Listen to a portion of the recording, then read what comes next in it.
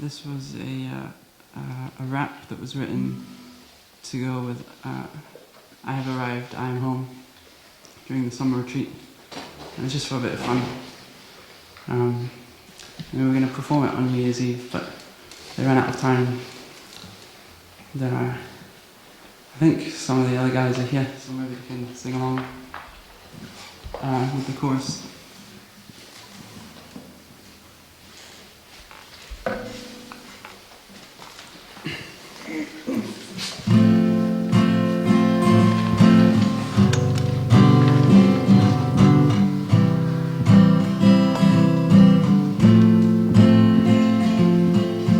Date of departure, now. Date of arrival, present moment. I have arrived, I am home, in the here and in the now. I have arrived, I am home, in the here and in the now. Dear friends, this is my first rap. I won't lie, I'm more used to cat naps. But listen here, I have a story to tell that'll bring me to the present like a mindfulness spell. See, I was lost chasing happiness, but the more I chased I got less and less. And the more I ran I forgot who I am, and the more I ran I couldn't understand. Drugs, money, sex and fame are all just part of society's game. They know what we crave and how we behave, and they use it to make us become their slaves. But we can free our minds from these chains of desire, and with wisdom's water put out the fire. We can free our minds from these chains of desire, and with wisdom's water put out the fire. I have arrived, I am home, in the here and in the now. I have arrived, I am home, in the here and in the now. Dear friends, let's continue the story of how I found the present moment before me. I read a book by a man named Ty. At the time I was wondering why. Why was it wherever I roamed I just couldn't find my way home? And why did I keep getting depressed? And why was the world filled with so much distress? But in those pages Ty taught me to see the way out is inside of me. Follow your breath, follow your heart. In every single moment we can make a new start. So little by little I'm learning to see the peace and joy inside of me. So little by little I'm learning to see my true home is inside of me. I have arrived, I am home, in the here and in the now. I have arrived, I am home, in the here and in the now. I am solid, I am free, free ocean. I am free. I can't remember the chords. Okay, that's probably enough. Thank you.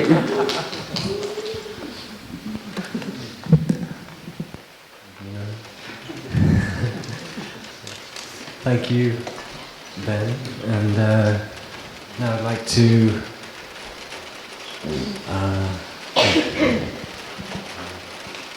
have us arrive in the present moment with 3 sounds of the bell.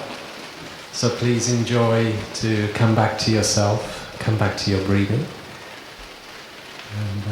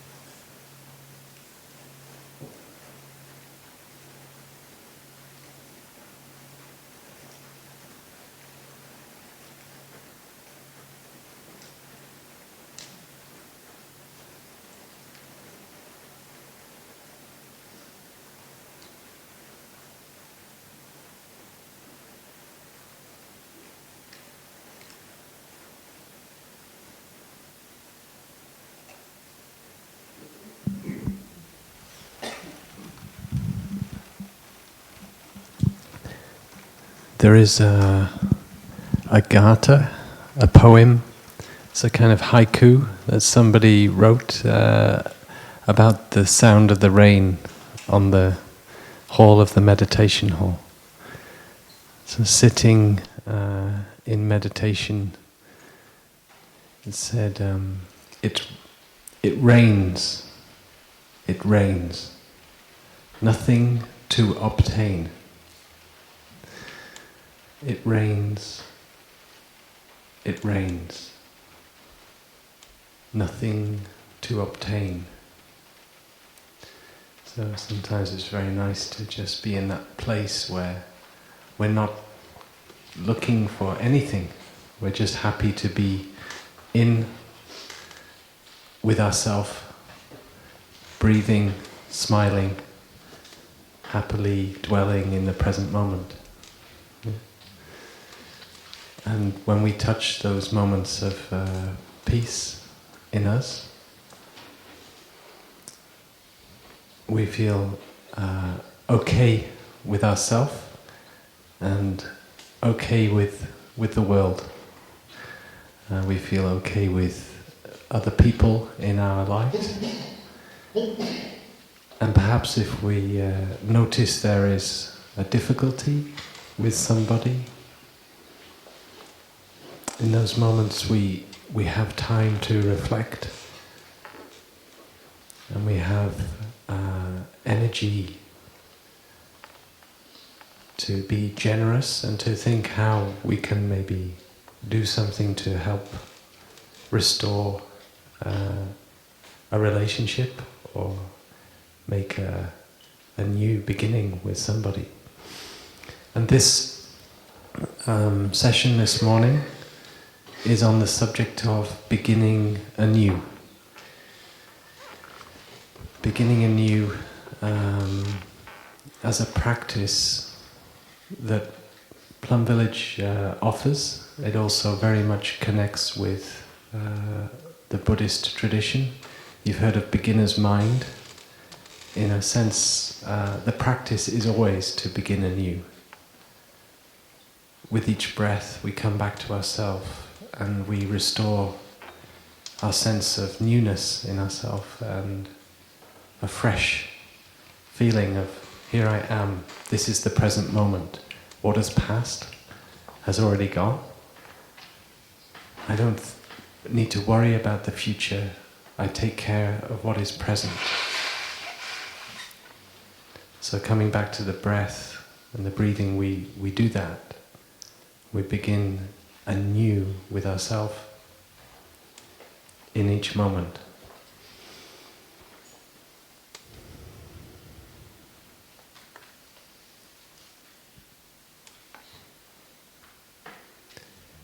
So this topic we offer at all our retreats,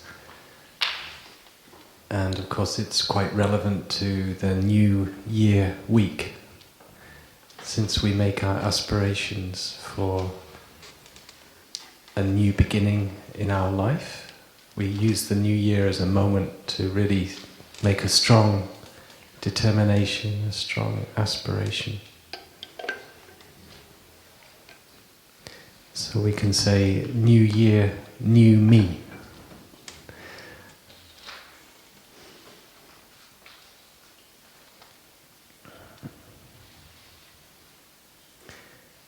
The beginning a new topic is very rich and deep, and there is a specific practice which is perhaps the main thing that I would share in a presentation such as this. A practice called beginning anew, which we can apply to our important relationships. Relationships with other people. So you know the people that are close to you in your life, your partner, your children, perhaps your family who you live with, your brothers, sisters. It could be your community, if you live in a community, which could include your workplace, your colleagues at work. So it's can apply where we actually propose you take time to sit down together and share with each other, to nourish and sometimes refresh, if not restore, the relationship. So of course there may be times where the relationship between someone we're close to or some important relationship, there's something not going well, there is a difficulty, and communication is what we need to help bring about the possibility of starting afresh together. And how to communicate in a skillful way, how to make it possible, to not make the situation worse. Sometimes we feel like doing nothing is the best policy because we're nervous about if we say something we may make the situation worse. But there is often a way to share which does not make the situation worse. And that is an art. And I can't share that art in one morning session, but I can introduce you to a practice and open up a kind of a conversation with a kind of investigation, you could say, with yourself of how to develop this and how to apply these principles into your relationships. So I'll present on the beginning a new practice.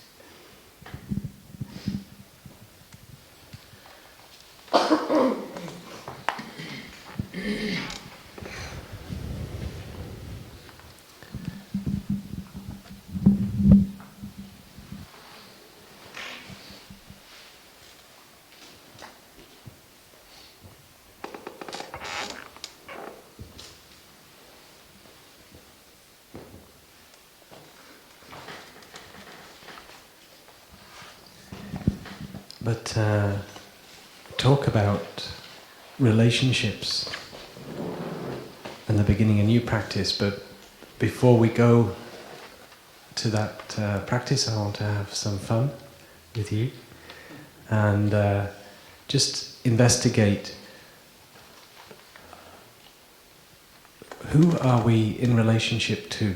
So I've mentioned, of course, people, like I went through some kinds of people you're close to. But apart from people, I thought we could make a little list of, apart from people, who are we in relation, who do we have a relationship with, or what do we have a relationship with? So, ourself. But you are a person, so I'm going to... huh? A soul, okay. Can I include that in yourself as a whole, as a person, as a human being, and so non-human relationships? The sun and the wind, air. The elements. Okay.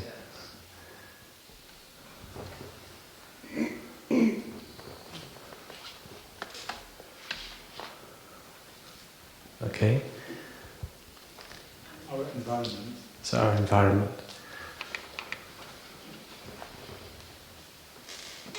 Shall we say nature?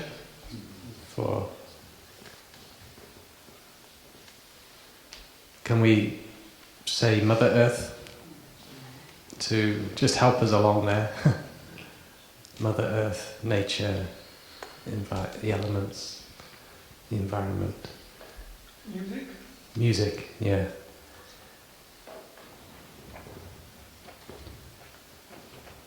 So we just had a beautiful song, and Jerome is a very good musician too. There's many music. How many of you enjoy music? So we all do. So we all have a relationship to music. Music can help us in difficult moments. I gave a talk for the previous week on the subject of joy, and I was thinking of, I had the thought to play a little excerpt from Mozart's Ode to Joy. Because Oliver's laughing. Just imagine that, because sometimes music can express things that words cannot express, and they do it better than we can with words. Music, okay. And music can also make us sad. It's very powerful. So sometimes we get attached to kinds of music which water seeds of feeling melancholy or very romantic, or sometimes despair, sometimes even anger. So can we go some more on this list? Media. Media, very good. Also very powerful and can water seeds of, I think Taifab Young's talk for the new year, he talked about that, our relationship to the media, to listening to the news, etc. So I don't need to go further. We were all there for that talk, right?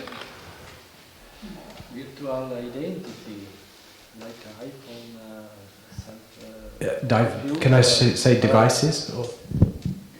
Virtual reality, it's not So, the what did you say? Virtual reality. computer, iPhone, Okay. and what build identity, another identity and another world. Okay. Can I start with saying devices? Because I had in my mind devices, like... Technology. So technology, and you're bringing in the idea of a virtual identity, or it's a kind of, I think that's getting conceptual. So I'm not sure how to put that. But go. My bed. My bed. Your bed.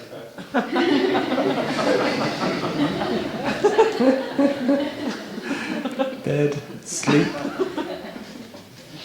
Okay, this is getting interesting. Yeah.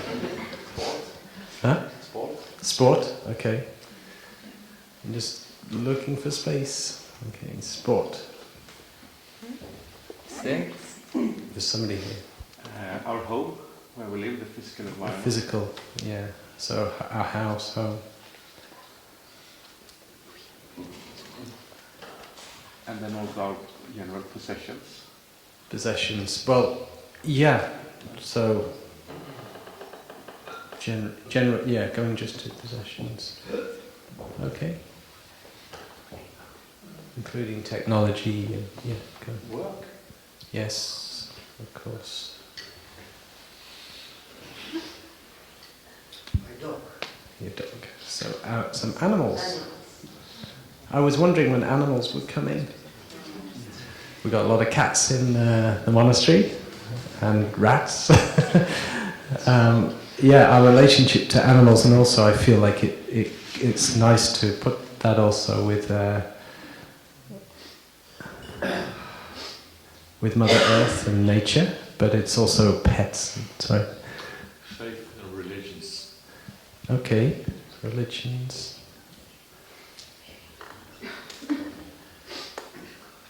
Books, films, culture. Yeah, culture, books, and so. Thoughts. Thoughts. Okay, it's getting quite complex. I'm just one or two more from somebody new. Go on. Food. Good. This is just a player. It doesn't. We're not going to write a book about this. I'm just going to give us a general idea of something, which is to say, okay, one There's hands up all over the place. It's very, very interactive. One. I'd say relations, everything that is relative, that our mind works in differentiations only. So what we relate less or more or less, we have relations with. Okay, I'm working with that one. Okay. Yeah. Can we? Money. Money. Okay, money's good. Yeah, it's concrete. So we can get quite philosophical, quite conceptual about it, but I want to just draw attention to, I think related to the point about everything that's relative, we are in relation to, of course. So it means we're actually in relationship with everything that we can think of, more or less, to some degree or another. Yeah? So what is also interesting so that is then you get to this idea of interbeing. They have the Native American expression, we are all related, this term, Takio Wasin or something, I think in one of the Native American tribes, and it's a very beautiful phrase. It's basically recognizing our interrelatedness with everything, with nature, with all people. So, but apart from people and apart from Mother Earth, we notice in our lives that we are in relation to many things, including possessions and including technology, etc. And what is also interesting is to, as an exercise, to recognize in your life how much time you are you're paying attention, you're attending to these different things. So how much time are you devoting? So it may be, you think your priority is this, but when you look at how much time you spend, you're actually spending more time maybe taking care of your possessions, or maybe taking care of your inbox, your iPhone. And so it can be a good reality check to see what you're spending time with. How much time, and maybe, spending time in bed is one of them. So it's a good exercise for us to look at that, because if we see that there is something very important to us, we feel, but we're not spending time, we may want to question that. We're not attending to something that is important. Why? Why not? It's a question for us. Maybe we take it for granted, you're not attending to your body, doing exercise. This is something a question for me, why don't I do more? I think I care about my body, but I don't take care. I think I care about nature, but I don't go so often as I used to on walks in nature. I don't make connections. I care about my brothers, my sisters, but I don't take the time to have tea with them or phone up my mother, or what I'm maybe taking for granted, the relationship. Sometimes we can take for granted. So,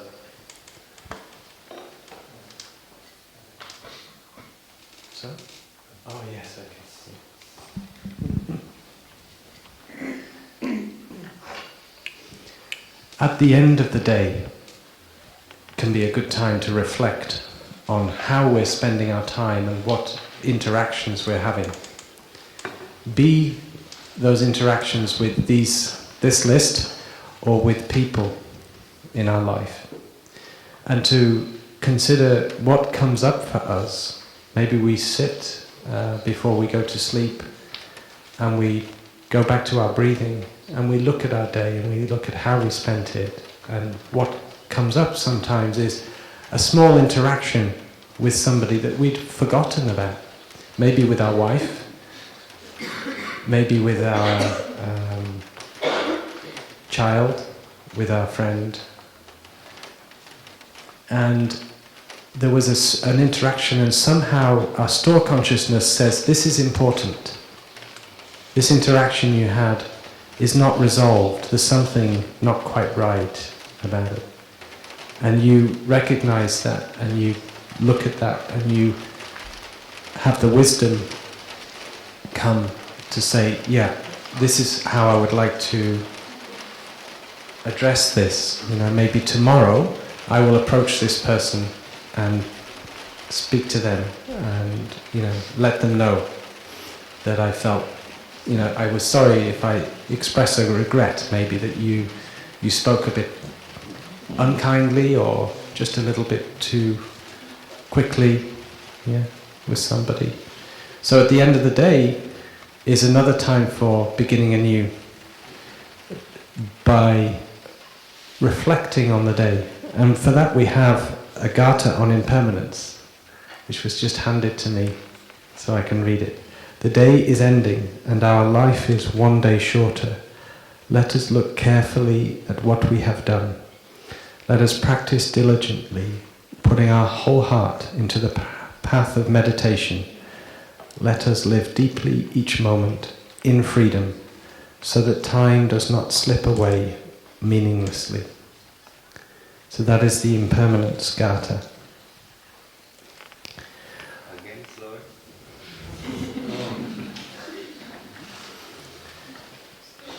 The day is ending, our life is one day shorter. Let us look carefully at what we have done. Let us practice diligently, putting our whole heart into the path of meditation. Let us live deeply each moment and in freedom, so that time does not slip away meaninglessly. So we also have a relationship to our practice. Just to be our practice of breathing, smiling, dwelling in the present moment, restoring ourselves. And that is connects a lot of this. When we look at the relationships we have with people, somebody began saying the self or the soul, but we look at our self. So when we're talking about these were sort of non-human elements to our life. Talk about the elements, and then in sort of our human relationships,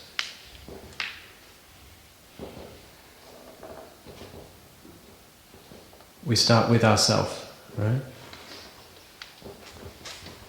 If we take care of ourselves, that's the Thai's symbol for taking care of ourselves, coming back to ourselves by the royal way of the breath. We breathe in, we breathe out, we come back to ourselves. As we did at the beginning, we described that. And we take care of what is there. And there's a lot there. But just to come back to the body, just to come back to the breath is already a lot. Because we can lose ourselves very easily. So, when we look at ourselves, we think of the practice in terms of taking care and beginning anew. We start with the breath. We come back to ourselves and we find out, how am I doing? We ask ourselves, how am I? What is happening for me? And we offer ourselves friendship. We offer ourselves love with our smile, with our compassion. we are friendly to ourselves, okay? We don't go back in order to beat ourselves up, in order to give ourselves a hard time. You know, I need an hour to sit on that cushion so I can really criticize myself. And you know, that's not the idea of the practice, to make ourselves suffer. We go back to recognizing, yes, maybe there are things that we are not so happy about, but the practice is not to reinforce that sort of a feeling of self-criticism, but rather to take care about, befriend ourselves and smile to ourselves with love. It means, so when we talk about love, true love in Buddhism, we have 6 elements, 6 minds of love. And so I mentioned the first, friendship. We're offering kind of loving kindness to ourselves with our smile, and just the act of coming back and recognizing what is there, being there for ourselves. We're offering compassion. And compassion has the Sanskrit word karuna, and it means the capacity to relieve suffering. So if our practice is solid, we are stable, we can be a presence for ourselves. We're not overwhelmed by our own difficulties, our own sadness, our emotions, but we're able to be present for ourselves. We're able to be there for ourselves. Be stable, solid like a mountain, just like we teach the children. Be solid like a mountain.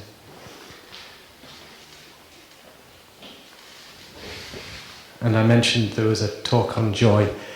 We want to be joyful.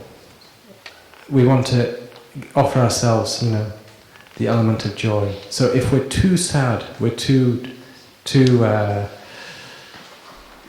lacking joy, we maybe know that we need to do something to bring back some joy to ourselves. It may be that for us that is listening to Beethoven or some music. It may be going for a walk in nature. Yeah. But something that is going to nourish deeply our joy, not just to... so we may think that watching the latest Spider-Man will do it, but often we may make the experience it doesn't last long. You know, so we know what will nourish our joy in a more, at a deeper level that is actually longer lasting. And we need that joy as an energy for the practice and for offering ourselves and to be there. So these are some aspects of true love. I won't go further because it will become too much, I think. But just let's say taking care of ourselves is the start of the practice, because if we can be there for ourselves, then we can be there for others. And just before I leave ourself, I just make a mention, because we're discussing all of these things that we're in relationship to. Of course, our self includes, well, finally, everything that we say that is on the outside is not finally on the outside. The distinction between subject and object is not real. It's what we find it's in the relationship that we're meeting the reality. So, but that's what I also wanted to share is when we go back to ourselves, we know that we're going also back to our ancestors. So in ourselves we find our mother and our father. we find our grandparents. When we look deeply, we discover we are our mother and our father also. Even if the mother and father, if there's some difficulty or we're having a difficult relationship with them, nevertheless, maybe the best way to begin to restore that relationship on the outside is to look at your own mother and father in you, because they have transmitted everything that they are to you. Genetically, that is true, but also in so many other ways, including habit, energies, their strengths and weaknesses, their culture, some dimension culture. So to deny your parents, I don't want anything to do with my father, is to say that half of you doesn't exist, because you are your father. And as well as our parents, we have our past as being a child, for instance, our past as being an adolescent, our past as being a 20-year-old, an 8-year-old. They're all like little mini ancestors inside us. So we talk about our inner child. There's actually a documentary called Your Inner Fish. Have you ever heard of it? Get in touch with your inner fish. It's all about evolution and how we came up onto the land. But we also hear about the inner child, and it can be many of us can make a very real experience with a meditation where we go back and we find the child that we were is somehow a little bit trapped in an experience of the past. And to go back, we find there he is, there she is. And we can make friends, we can offer friendship and compassion and joy to that child that we find is still there in us, and maybe free them from the little prison that they are in. Maybe they're still trapped in their bedroom, feeling isolated, feeling lonely.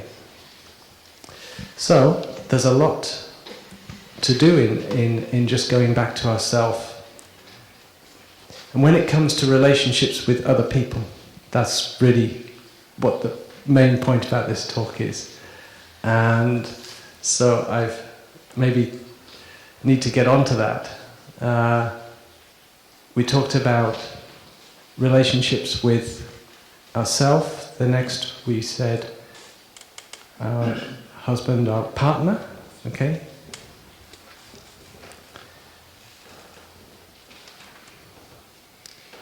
Children.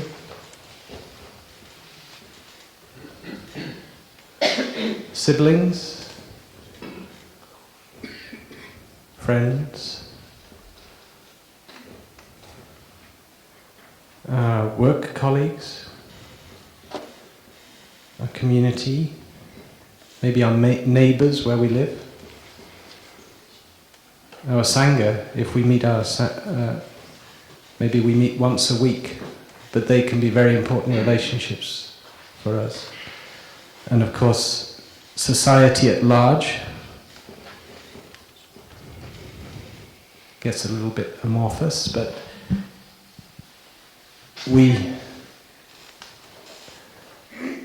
when we learn how to begin anew with ourselves, when we learn how to begin anew in families, we can apply this to beginning anew in between nations, between societies. It is the basis for peace building. So if we learn how to do this work, this practice, we can apply it. And it is, on paper, a very simple practice. So as we present it, it has 4 stages, the beginning anew practice. The first is, we call flower watering.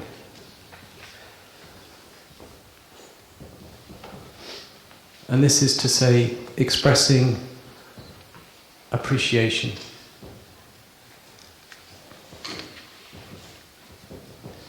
So if you go to your work and you want to do a beginning Anew session, you maybe don't use the term flower watering, they may think you're a bit odd. So you say, well, why don't we have a bit of time to just express appreciation for each other?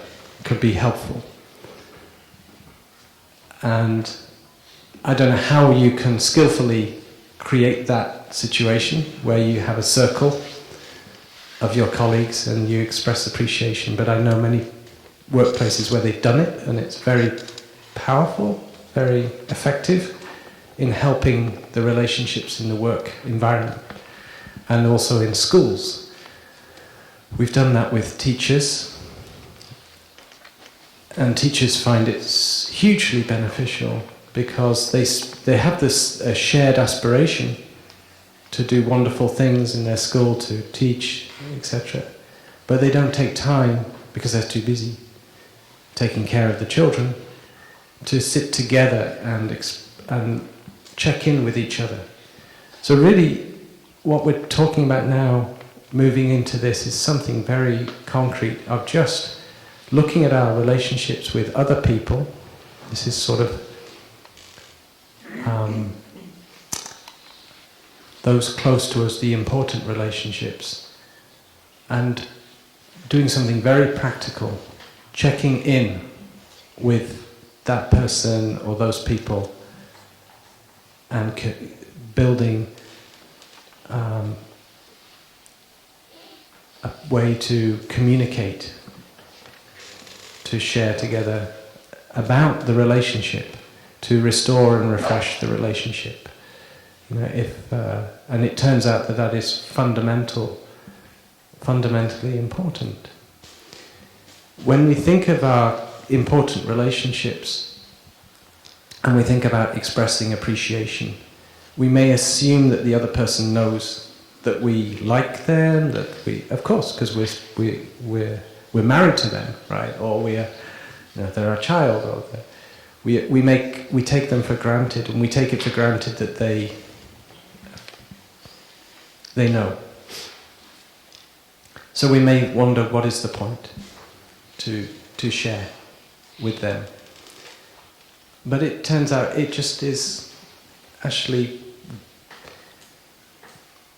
flowers don't need just water one time in their life, they need it on a daily basis. So taking care of, some flowers they need less. But you have to know the nature of your flower, of your relationship. Like, sometimes they come with a label, water me, don't water me too much. Okay. So you kind of know, you understand the person, but by and large, we need more flower watering than we think, and our person needs more flower watering. It's beneficial. You usually are on the other side, it's usually the side of being too little. And learning to express appreciation is an art. It requires meditation. It requires you to take time to bring that person into your mind, into your heart, reflect on them, see what they mean to you in your life, and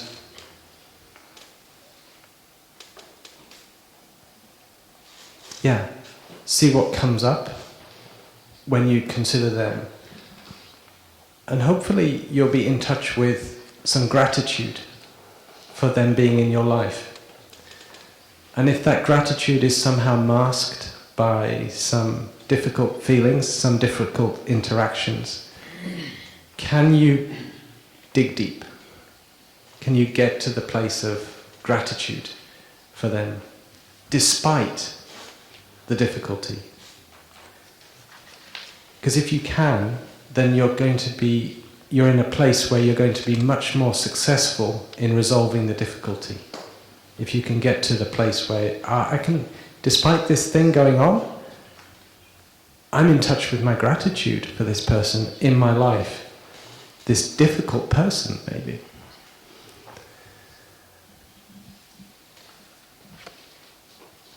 And then identifying something that you can be grateful for.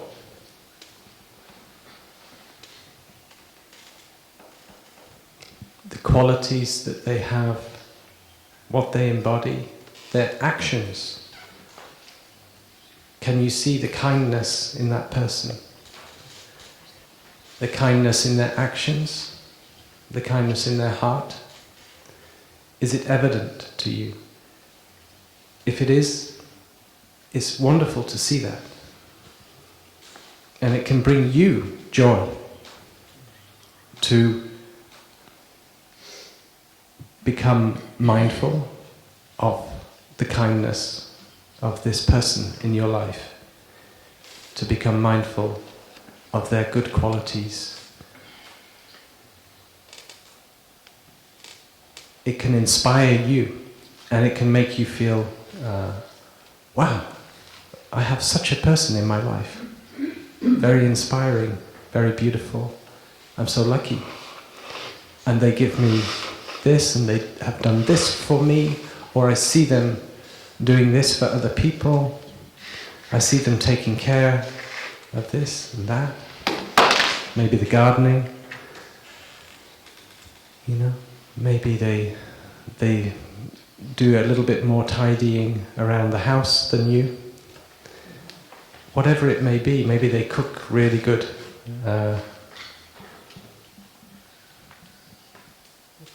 food, whatever kind of your favorite food is. Tamales if you're from South America.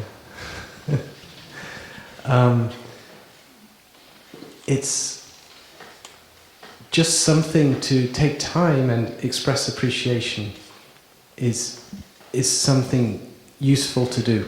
So don't minimize it and think, oh, it's not important. And as I said, to take the time to reflect, the things that you can appreciate will come to you.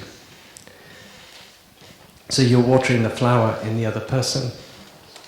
That's the Plum Village terminology we use. The second is to express regrets.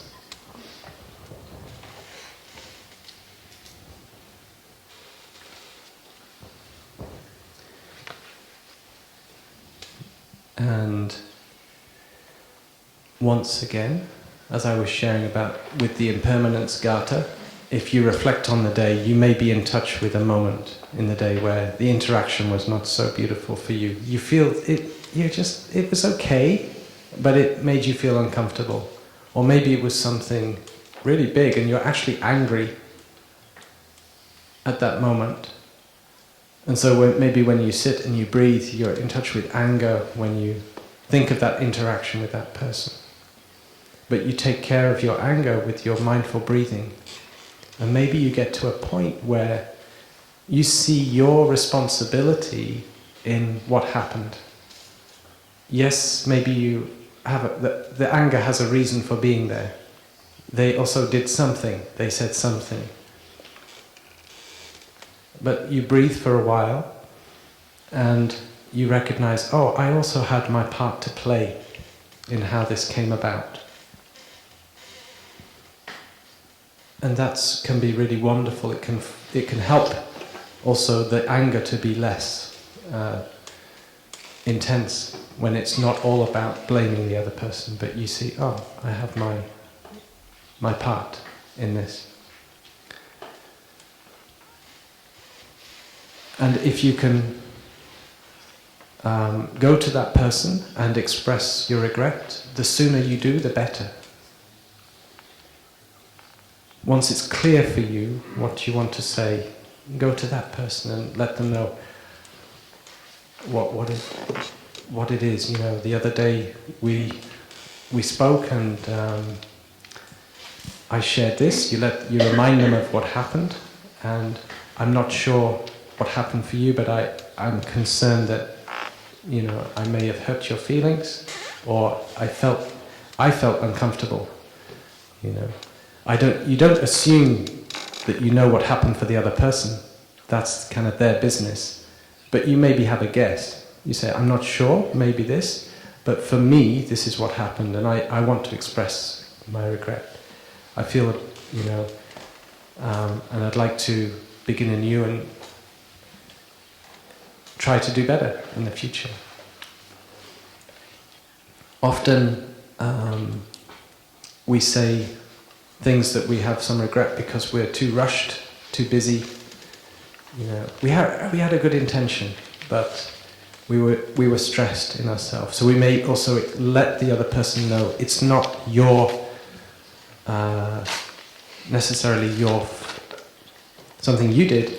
It's where I was at that time, and I wasn't in such a fresh place. I was not in such a good place. I had some suffering going on, and it spilled a bit. It's not your responsibility. You take it back. You take the responsibility back. When we come on to the third one, it's expressing difficulties. Expressing a difficulty, okay? Maybe don't express all your difficulties at once. Let's keep it singular. Sometimes when we get in the mood for beginning anew, we want to clear everything out, and we maybe open a big Pandora's box. We sometimes need to be, if it's got to that stage where it's going to be a big thing, you maybe need support. It's maybe you have to know the relationship you are in with the other person to have a sense, how is this going to go? How are they going to receive this, and what support maybe we need for this to go well. And there may be some people you just know, I can just go straight there with that person, and it's okay, it's going to be okay. Because we've both committed to getting there. But be careful, because even somebody you love very much, you assume that they can receive that. But we have the expression, we're all human. We are very sensitive creatures to words. They say words can never kill you, right? But they can hurt a lot. And the wounds can go very deep. So we want to be very cautious with our speech. But expressing a difficulty is not to punish the other person, or to make them feel bad, or to blame them. If we're coming from that place, we know it's not the right time to be expressing the difficulty. If it's all about relieving our suffering because we're experiencing a difficulty, then maybe it's not the right time. You would want to have more preparation so that you can see, yes, I'm suffering, and it's partly about that. That's okay. But it's also, you're in touch with your desire, your need. And you're in touch with the importance of restoring that relationship and wanting that relationship to be on good terms again. So your intention is to restore the relationship, not to punish, not to blame, not to make the other person suffer because you suffer and because they deserve it. And it's not because I want to show you I was right, you were wrong. And if you accept that, maybe we can be friends again. If you're in that place, it's not the same thing as what we're talking about here. It sounds very simple, expressing a difficulty, but inside is packed. We're talking about meditation here.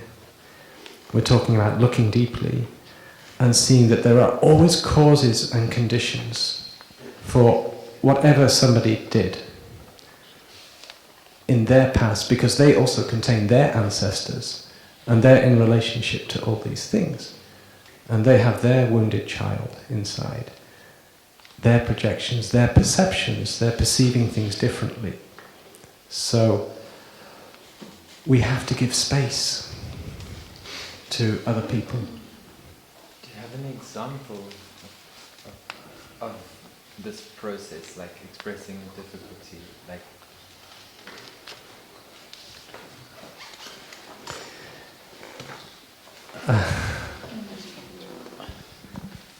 Okay.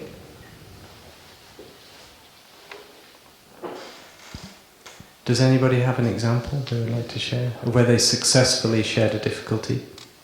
We can go there. And it helped the relationship. You want to share? Yeah.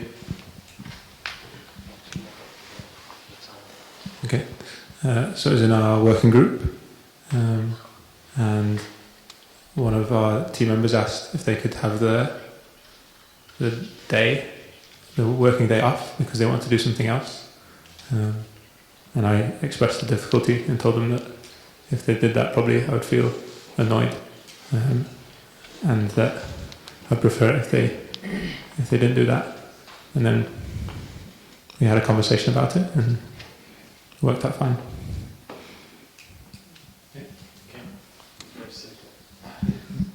And he worked or not? It worked, yeah, it was great. Okay. It worked out fine, he said. Yeah. So sometimes it can be a simple communication, like to do with the work situation, and we give the other person the information that their action caused us a difficulty, but again, we're doing it in order to stay together and be able to be in harmony. The intention is to stay in harmony, right? Not to punish, and that's my main point. So, I'm just recognizing, because sometimes it's deeper than just, than the example given is kind of useful because it's very practical, but there are times where in relationships the hurt can be very deep. Maybe somebody has behaved in such a way that has really made us... Okay, an example would be like in a relationship, if somebody has an affair or something, an obvious example, it happens a lot. How do you begin anew in that situation? There can be many examples. I mean, if I was to put that on the board, it would be a longer list than the other one we did, of examples of where we've got hurt in a relationship. But it's worthwhile, to look what kinds of things. Somebody, maybe they said something, they criticized us, or they didn't listen to us. We asked them to do something they didn't do. It could be simple, or they criticized us. They said something about us which really hurt. And it's usually the people that are closest to us that have the capacity to hurt the most, right? They maybe question our integrity or something. They accuse us of something. We get hurt.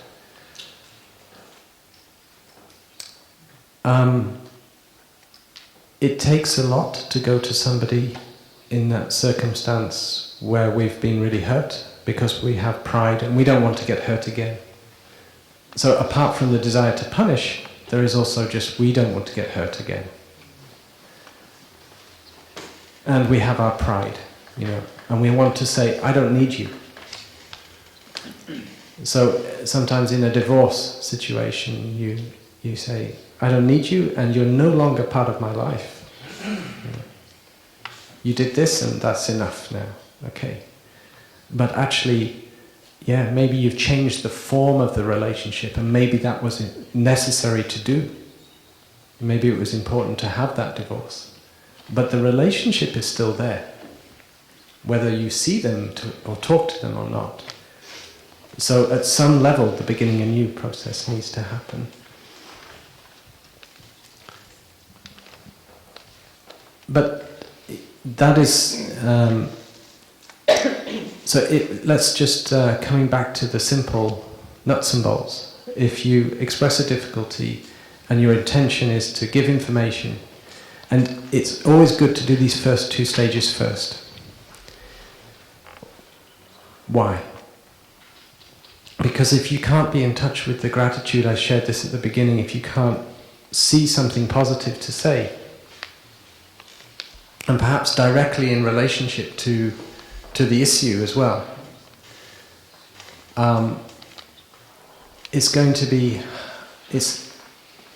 be hard for the space to be there, also in the other person, to trust that your intention is good, that you see the whole of them and not just focused on this small thing.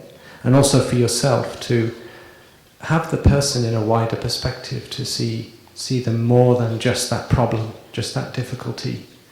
So you open up your mind to see, I see all of this about you, and there is this little thing I'd like to draw attention to, that is going on. And the expression of regrets is also, as I said, to take responsibility for your part, to see where in all of this you can also say, okay, I was, not paying attention, and I was,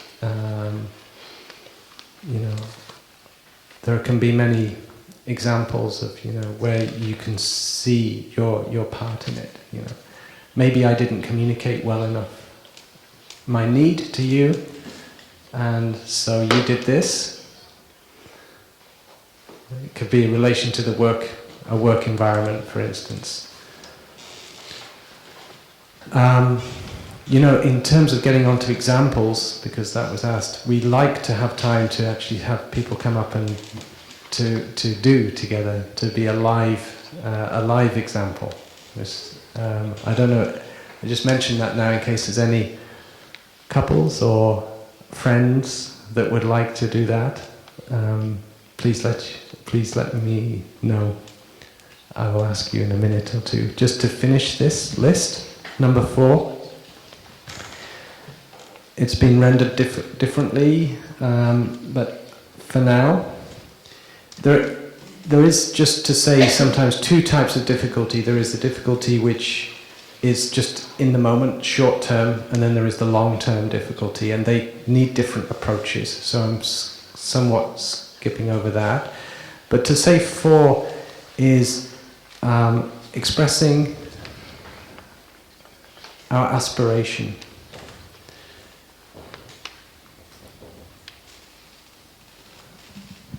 And this may be, for instance, directly in relation to the difficulty or what has happened in the beginning in you, that you aspire to move in this direction in the relationship, in the direction of more harmony, and let's check in more often, maybe an aspiration. It can also be that this aspiration is something not directly connected to the relationship.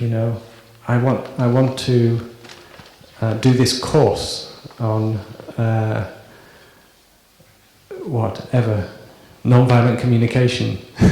I need your support. I want to do this course on ecology or economics, and you say, I want to devote some time to this is important to me, and you let them know it may be short term, it may be this week I want to do this, or this year I want to do this, and you want to let the person know that this is going on for you, this is important to you, so they can support you.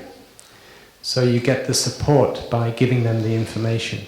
If you keep it to yourself, how can you guess that they know? Sometimes we have to let them know, this is really important to me, and please support me in this. And as I say, it can also directly relate to what's going on in the relationship, where you have an aspiration for that relationship to, hopefully, your aspiration is it's going more harmony, more love. Okay? So that is the process of beginning anew. And the way we do and offer in Plum Village is, for instance, the monastics, the monks, will sit together maybe once every 2 weeks. Sometimes not that often, but we try to do once every 2 weeks. And sit together in circle. You've done the circle sharings. And one person share at a time, and they maybe share on these different things. And often we just keep it It doesn't go beyond flower expressing appreciation for each other and maybe expressing regrets. And I think in the early, it's often good to be careful to leave it there unless we're really sure that this is going to be helpful, and we do that. And often going through these two can set the ground so beautifully for resolving the difficulty, almost to the point where we don't even need to go to expressing it. It's somehow expressed in our regret, and the other person expresses their regret and their appreciation, and the difficulty is resolved. You know, because you said the bit that you're responsible for, and then you go straight to, hey, yeah, well, now that we've seen that, we want to move on.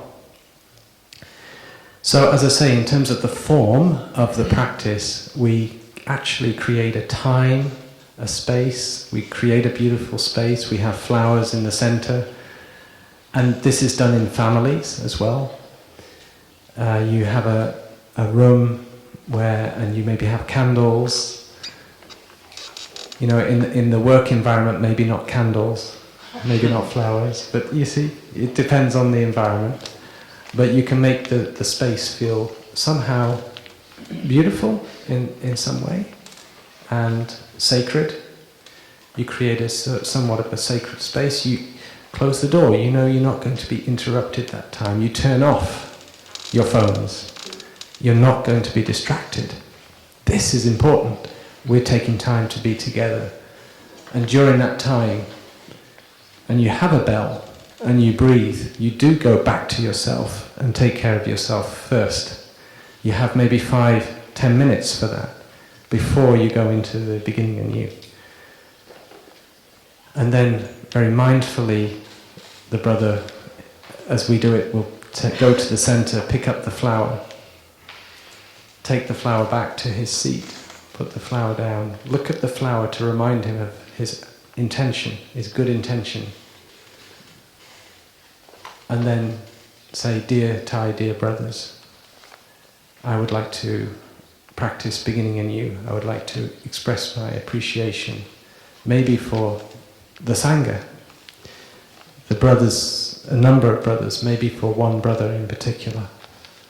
Or maybe he wants to express regret for something. You know, it's a beautiful opportunity when we take the time to be together and do that.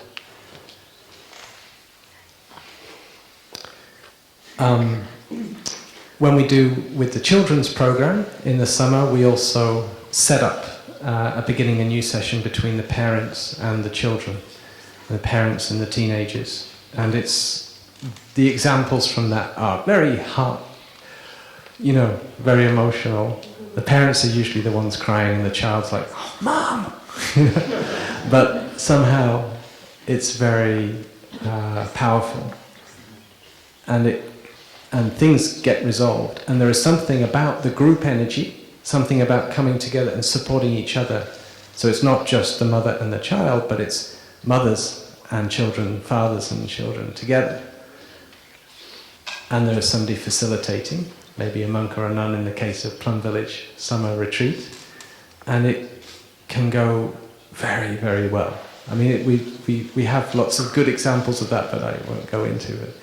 It's just, just that the child says, "I really do appreciate, Mum, that you take me to this and take me to that," and they are in touch with their gratitude for their mother's love and their father's love, and they're able to express it, maybe in very simple terms. We also do this in the rose ceremony, and we have the children and the teens write letters of appreciation for their mothers and their fathers, and they sometimes read out their letters, and they're such beautiful letters.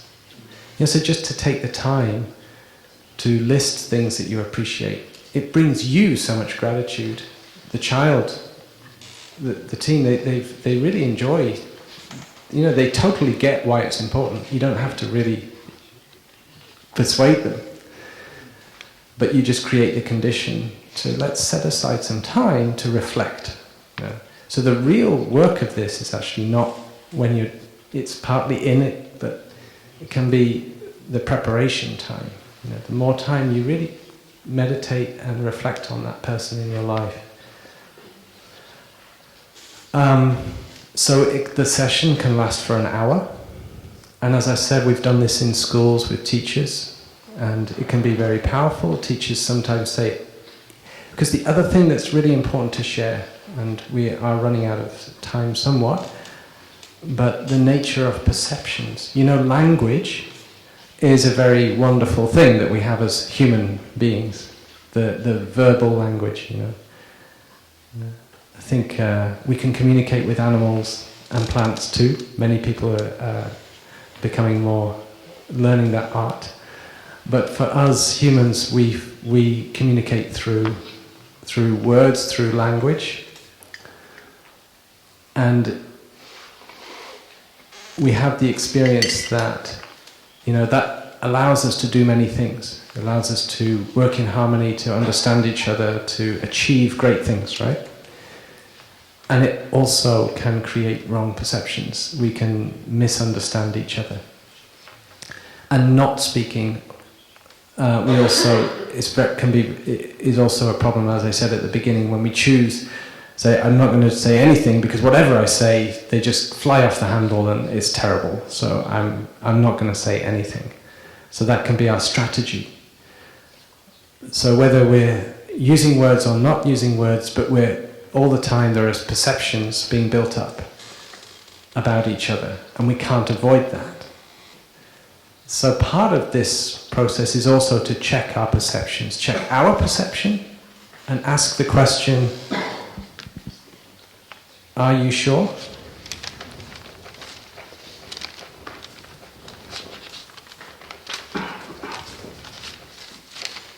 When you find yourself blaming somebody, when you find yourself having a strong judgment about someone, ask yourself the question, am I sure? And allow yourself, this is where doubt can be good, right? We talk about sometimes doubt being a negative thing, but when you just allow some doubt into your mind, I'm not sure I have the whole picture. When the example of the elephant, the blind men feeling the elephant, and everybody reports a different, some people report finding a sort of round rock, they're feeling the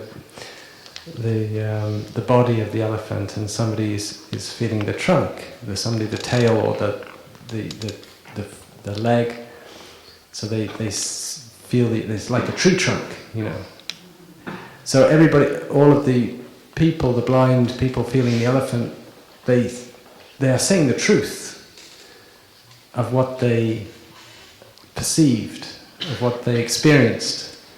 And it's very different from somebody else's truth. And this is just an image to remind us that we don't always have the whole picture. And so what somebody says is true, maybe true from their perspective. And they have part of the truth. And that's why Sangha eyes, community eyes, can be brighter and wider than an individual.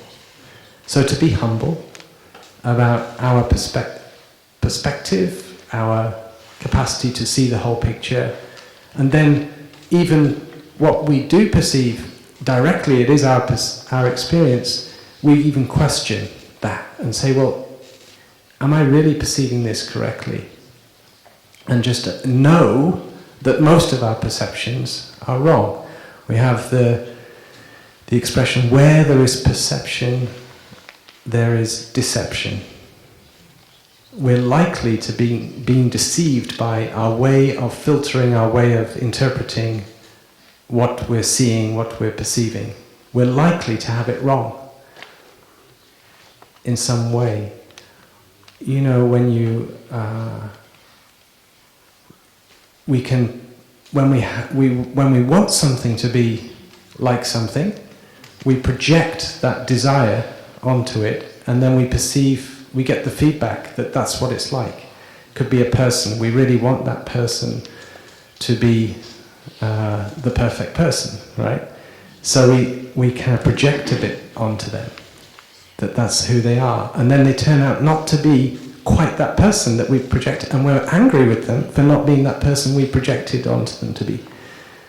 We find out that they are not, and maybe we say, you're not who you put out to be, you not who you said you were. And that's partly maybe true, but it's also partly that we projected that onto them. And we almost push them to present that to us. So giving somebody space to be who they really are is part of love. Letting go of your need for them to be different to who they are, and wanting them to be able to just be who they are. That is an act of love.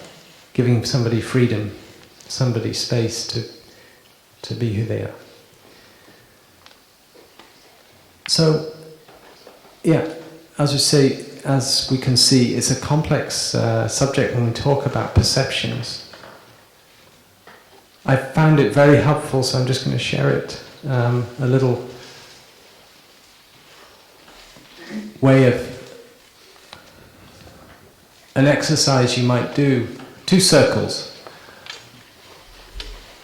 This is what happened, and this is what you perceived. Your perception. You could say what you made it mean. So an event happens. You can think of an event in the past. Somebody said something, somebody did something. That happened. They did say that thing, they did do that thing. And then there is what you made that mean to you in your life. And they can be 2 very different things. They are 2 different things. So what actually happened and what you made it mean are 2 different things. They're obviously related. We're talking about the same event.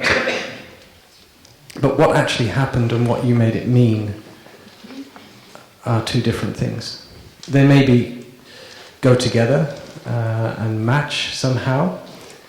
Maybe the other person also says, yeah, that's what I made it mean too. But to be able to distinguish between what happened and what you made it mean is very useful. So take an incident in your life which was somehow affected you. Notice and see if you can distinguish between what happened and what you made it mean. Especially if that can be very easy exercise if you're blaming somebody for something, or you're hurt about something your mother did, your father did. Perhaps they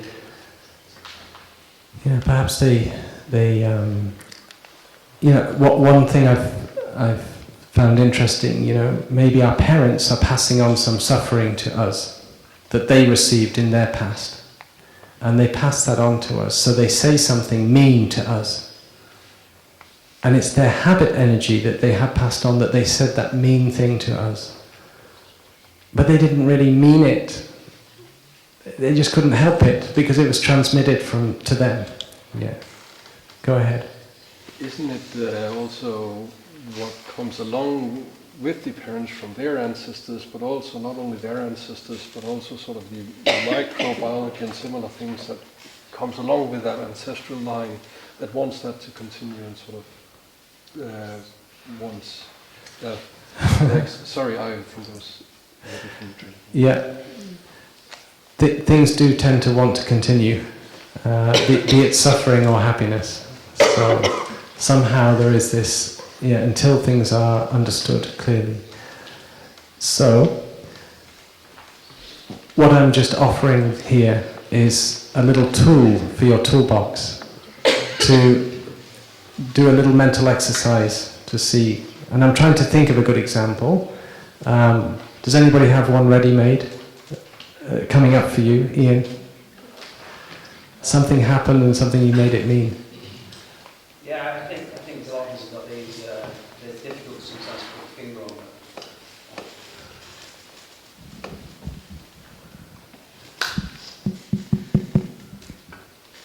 it. Yeah, mine's, I think maybe a few of you know one of mine, wrong perception. And it's difficult when you're a child because you don't know what your perceptions are sometimes. So my mum left me when I was 4 years of age, and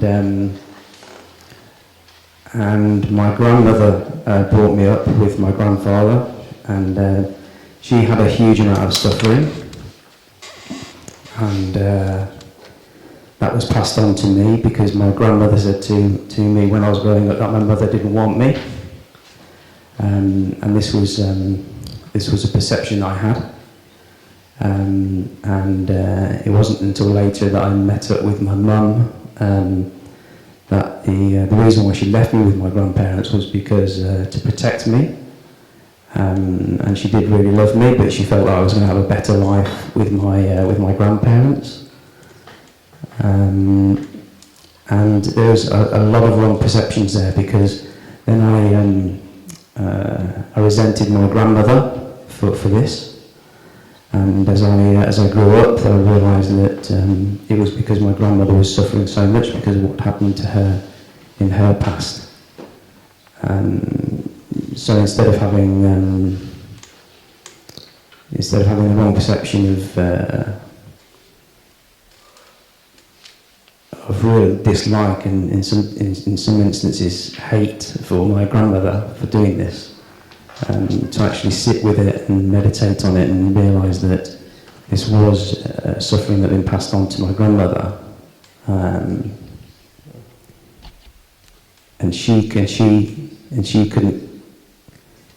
deal with it in her lifetime, and she became an alcoholic and a closet alcoholic, and I wasn't, when I was at a funeral, for example, I didn't have any remorse at all. But because of the practice now, I've sat with her, and I sat with my ancestors, her mother and father, who went through the war and things like that, and things that have happened, and I completely had total wrong perceptions. So I thought I'd just share that. Thank you, Ian. Yeah. And you sort of moved on to another aspect of giving people space in terms of seeing the causes and conditions that are going on for them. But keeping it to the point, just to conclude on this, we receive something and maybe they said that, and maybe even at the time they meant it, but they let go. But we keep it, we maybe feel, and we make it mean we are like that, we get, our mother said we are, you're worthless or something, or you're hopeless at this, or you're selfish or something. And we take it so deeply in, and then we make it mean that that's what we are. But they would just, maybe they said that in a moment of anger, but we took it too deeply in. So just to be, just to know that this happens to us. We give meaning for things, and sometimes it's very useful to check what meaning did we go back to that moment and say, do we really need to keep that same meaning? We could, yes, this happened, but we can give it a different meaning now. We can look at it differently. Okay, so is there anybody that would, two people, it requires two people, a couple or a friend that would like to come up? It's probably good because we don't have that much time. But it would be nice. Okay. Two people who know each other? It can be, yeah. You don't know anybody. Yeah. Has to be some people that are in an important relationship together. Be it friendship or be it, But it's nice to see it demonstrated. Basically, I apologize because I haven't really created enough time or conditions for that. But often people say that's the best part, when you actually saw it taking place. So tea people come and they literally do, with the bell, they take the time, they look with love to the other person and say, I want to let you know, you're a very important person to me, and express your appreciation. Is there two friends here ready to do? Oh, the difficulty. Oh, you don't need to have difficulty. Just express appreciation, and if you have any regret. You want to do just two? No? Okay. So you just expressing appreciation. Actually, you don't need to think, oh, I have to have a difficulty, otherwise I can't do beginning anew. The expressing the appreciation is already beginning anew. It's already refreshing the relationship, and it's creating the ground for trust to be there. If you feel appreciated by somebody, you're ready to receive something a bit more difficult, right? We know that. So this is very important, and it's just important completely in and of itself. It's important for our own happiness, for our appreciation of life, to remind ourselves of our good conditions, the good conditions of connected with all our relationships, human and non-human, and see their importance in our life.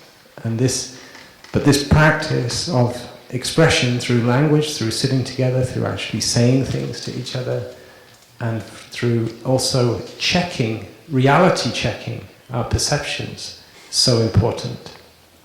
You can go through, I'll just share, there was one teacher, and then this, in this circle I did with teachers, and this teacher expressed a lot of appreciation for this other teacher, and the other teacher just jaw dropped, and she said, this whole year I thought you hated me.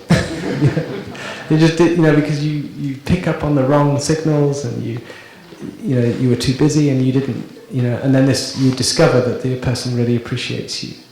That's so sad. To go through, have a whole year. Happened to me fairly recently that a brother took time to say something that had happened a year ago that I'd completely forgotten about, and it was total wrong perception, I'm glad to say. From the point of view, I don't have to say anything bad about what I did, because I didn't, it happened to be like, no, I didn't do that, I didn't have, but he had the perception. And I was able to, somewhat help correct that perception.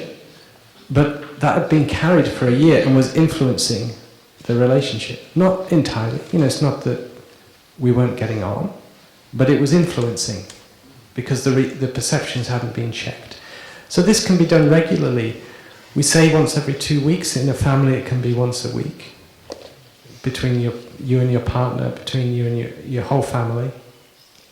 If the parents are good at this practice, that will be a good basis for the children being good with this practice, and knowing that it's an important thing to do. And you don't have to do it formally. You can also do the informal, but I will say that sitting down, creating a space, having the bell, breathing, the concentration that you create, and of course if there's more people, there's more concentration, that provides for a very powerful communication. People really felt, oh, you meant that. Because if we just stop each other in passing and say something informally, it can be good, I expressed my appreciation, but it didn't go in so deep because it was very informal and casual and too quick. So this is why we offer this practice as a kind of formal thing as well. So that's a kind of conclusion for this morning's presentation on beginning anew. I'm sorry that there wasn't time for the live version, but I wonder if you can have a go anyway in your lives and see if you can apply this practice.